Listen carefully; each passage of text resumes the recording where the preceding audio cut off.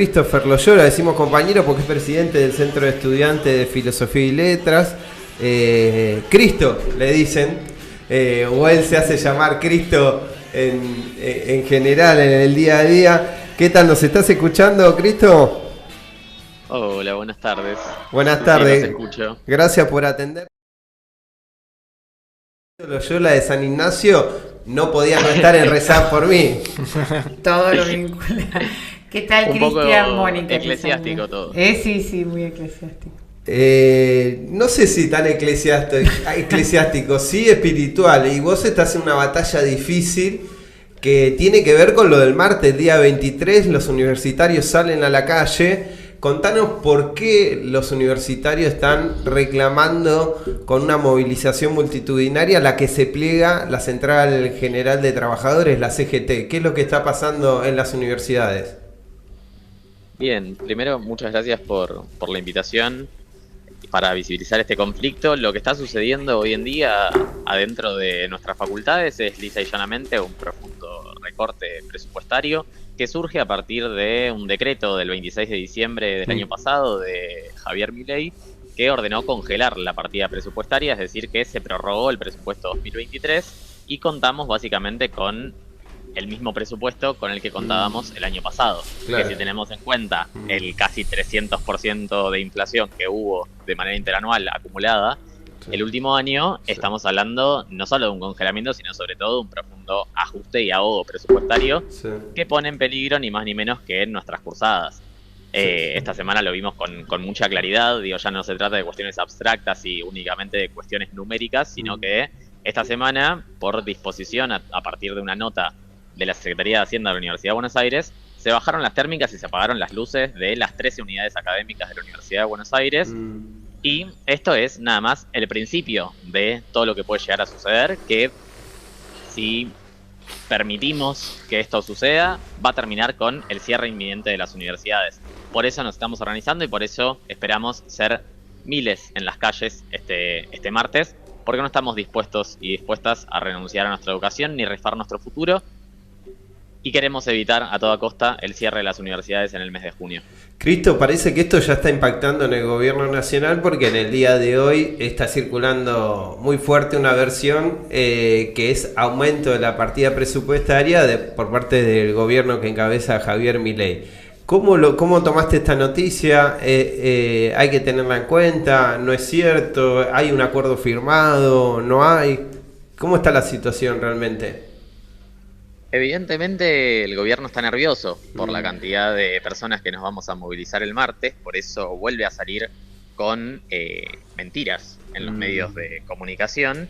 Esta no es la primera vez. Previo al enorme paro nacional de docentes y no docentes del 14 de marzo, claro, habían intentado hacer una movida similar para que de alguna forma quede injustificada la medida que llevaron adelante los docentes y no docentes, y ahora buscan hacer lo mismo para desmovilizar al enorme movimiento universitario que se viene que poniendo en pie. Largaron una falsa versión, Exactamente.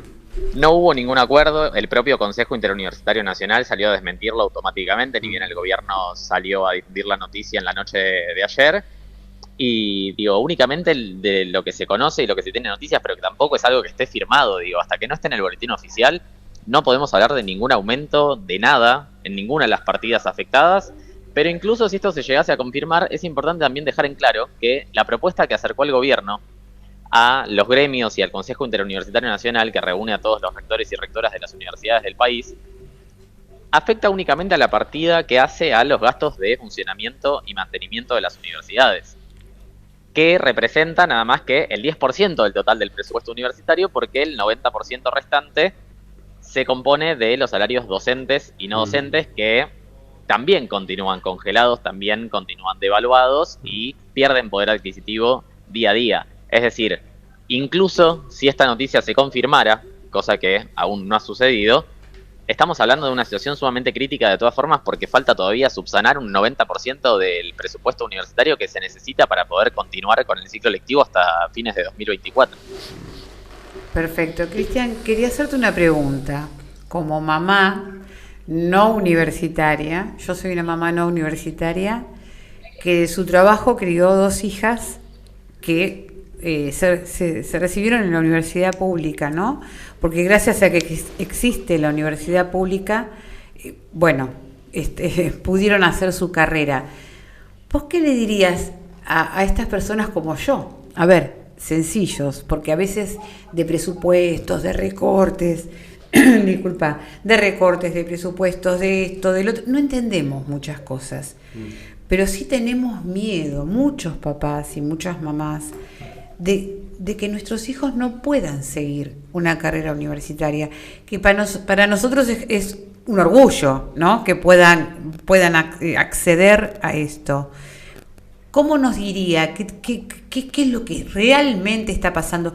Porque los medios confunden. Dicen, hay que pagar, no hay que pagar, van a pagar cuota a los extranjeros, los argentinos no. ¿Viste la confusión que hay en la comunicación? Totalmente. Entonces, Sí, sí. ¿cómo nos hablarías a nosotros, mamás y papás o abuelos que están criando a sus nietos y que tienen miedo por lo que les pase en la universidad? La verdad es que es difícil lo que estamos atravesando y al mismo tiempo me parece muy sencillo poder explicar esta situación a madres, padres, abuelos y abuelas, a la sociedad en general. Me parece que hay que poder interpelar en este momento porque quizás muchas veces se piensa incluso que los estudiantes, docentes y no docentes somos los principales afectados por estar hoy en día dentro de las universidades, pero es importante entender que la universidad pública es una cuestión, es un patrimonio que le pertenece al conjunto de la sociedad argentina. El martes de la semana que viene, el martes 23 de abril, en la Marcha Federal Universitaria, tiene que salir el conjunto de la sociedad a movilizarse.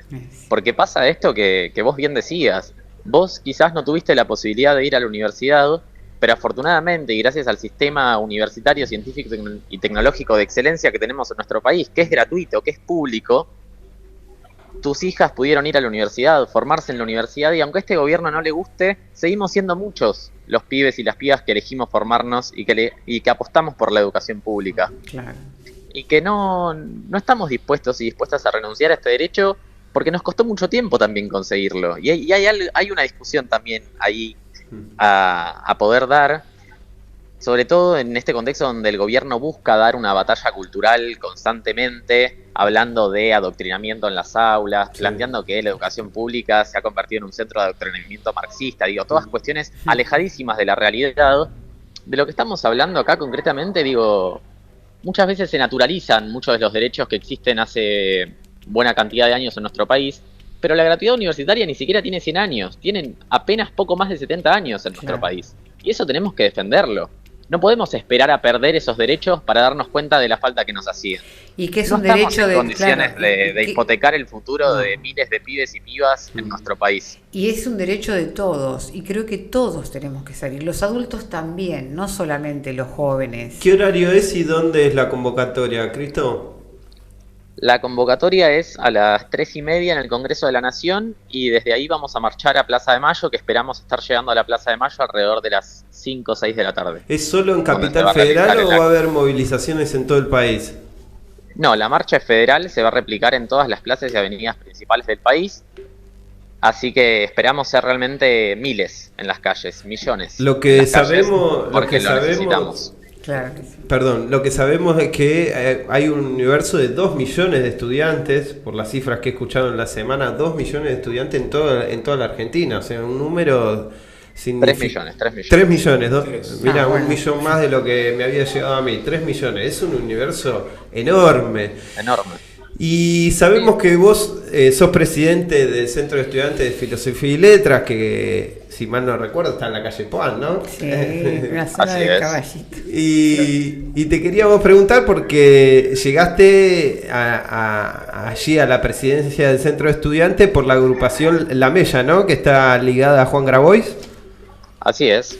Y contanos un poco, Juan es un referente a nivel nacional, fue uno de los candidatos por Unión por la Patria para la conducción del país, en una interna con Sergio Massa, o sea, hoy lo vemos en todos los medios, y Juan últimamente lo veo con un crucifijo colgado del pecho, y te saco un poquito de la batalla netamente universitaria y de la movilización que va a ser el martes, pero también atado a esa lucha, porque te quería preguntar si vos sos un hombre de fe, si notás, si es que lo sos, si notás esta lucha, si es solo material o sentís que hay algo que trasciende, es más trascendental, como Juan lo he visto últimamente hablando con Ofelia, leyendo el Evangelio, haciendo algunas citas, citándolo a Francisco, ¿no? Ahí hay como, están llevando a Argentina Humana o Patria mística, Grande alguna mística en esta lucha. ¿Vos la tenés en lo personal y la vivís en estos momentos? Me pasa algo bastante particular. Mi familia es muy, muy católica, es muy religiosa. Yo he sido bautizado y he tomado la primera comunión. No practico ni profeso la fe actualmente. Sí me pasa que hay algo, y me parece que la figura de Juan, fundamentalmente en el último tiempo, ha logrado empatizar e interpelar desde ese lugar a una enorme cantidad de argentinos y de argentinas, pero porque también me parece importante reconocer el lugar que tiene hoy en día la religión y las distintas religiones, fundamentalmente si uno mira lo que pasa en los sectores populares, donde muchas veces el Estado no llega, y es justamente las iglesias, las parroquias, y a través de la religión, donde se terminan formando también muchos de esos lazos sociales que terminan poniendo esa respuesta, ese hombro y esa ayuda que muchas veces el Estado no llega a poder garantizar. Me parece que sin lugar a dudas hay una cuestión que trasciende a lo material, que tiene que ver con una cuestión mucho más simbólica. Creo que además en este momento en particular de la Iglesia Católica, con el Papa Francisco a la cabeza de esta institución, ha dado claras señales de cambio respecto de una tradición y una posición histórica del Vaticano en cierto sentido. Hoy tenemos un Papa que no solo es argentino, sino que recorre el mundo cuestionando el poder del capital como única vía predominante y lo que debe ordenar nuestra sociedad y nuestra vida en sociedad. Tal cual. Y sobre todo un Papa que recorre el mundo hablando de paz, pan, tierra, techo y trabajo.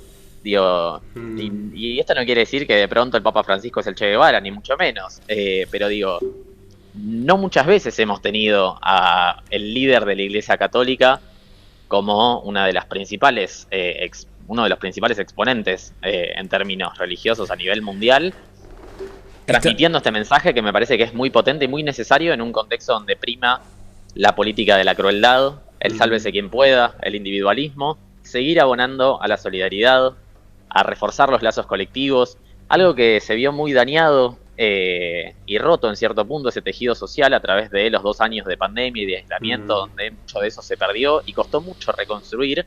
Me parece que la militancia estudiantil, que la religión, que los lazos sociales y colectivos que se forman en cada uno de los distintos ámbitos de los que somos parte, son fundamentales para poder reconstruir todo esto. Cristo, ¿cómo anda? Eduardo habla Buenas tardes. ¿Cómo andás? Te iba justamente a preguntar sobre Francisco, porque nosotros, bueno, el lema de Reza por Mí, el programa, es básicamente eso, ¿no? Y tenemos suerte de tenerlo al Papa Francisco y de alguna manera decir que estamos viviendo en la época de Francisco, digamos, poniéndolo un poco en el centro, y cómo los argentinos a veces no lo aprovechamos. Bueno, Juan de alguna manera tiene bien consciente esto. Ojalá que pueda venir este año. ¿Vos cómo lo ves eso? ¿Cómo qué pensás? ¿Sobre la posibilidad de que venga? Claro. Supongo que dependerá un poco de su voluntad. También es una personalidad bastante... mide bastante con qué políticos acercarse y con cuáles no, si bien recibió al presidente Javier Milei hace unos meses, después de su asunción como presidente, no se ha caracterizado por visitar la Argentina para saludar a ninguno de los últimos gobiernos que hemos tenido.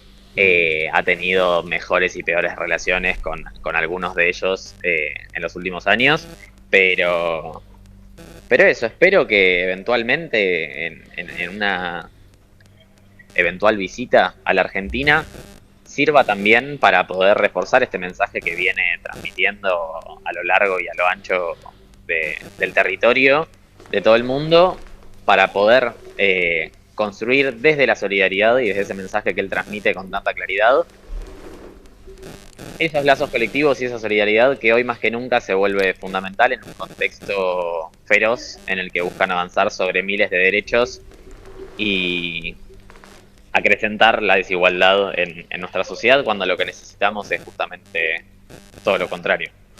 Estamos con Christopher Loyola ya cerrando su columna. Nos vemos el martes allí en el Congreso para la movilización hacia Plaza de Mayo en defensa de las universidades de todo el país. Gracias, Cristo, por tu voz aquí en Rezá por mí. Muchísimas gracias.